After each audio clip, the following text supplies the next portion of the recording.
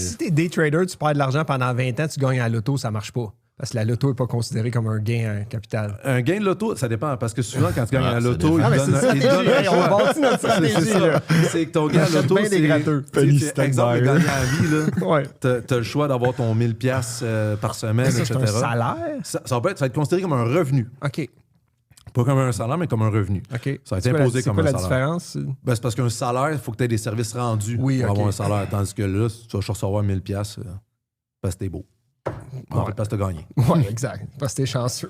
Parce que c'est ça, t'es chanceux. ça. Mais si tu prends le montant forfaitaire, là, normalement, il ne serait pas imposable. OK.